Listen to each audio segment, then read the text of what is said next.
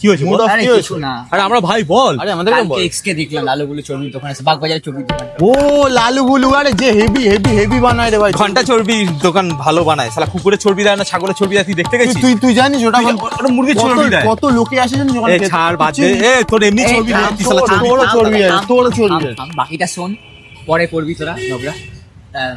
গাড়িটা আছে না, বাইকটা পালসার 220, আরে ভাই ওটা করে ছেড়ে দিল। খুব ফালতু বাইক ওটা। কে বলেছে চোরদের বাইক ওটা, ওটা চোরদের এ বাইক। জীবনে তো সাইকেল থেকে তো উপরে উঠিসনি। শোন লাইসেন্স আছে তোর? সাইকেল তোর লাইসেন্স আছে? সাইকেল আরে আমার লাইসেন্স লাইসেন্স পরে মুচি বাজারে থাকে ভাই, মুচি বাজার ছেলেটা মনে আছে, মুচি বাজার ছেড়ে মুচি দিল। বাজার। হ্যাঁ আরে ফালতু জায়গা ভাই।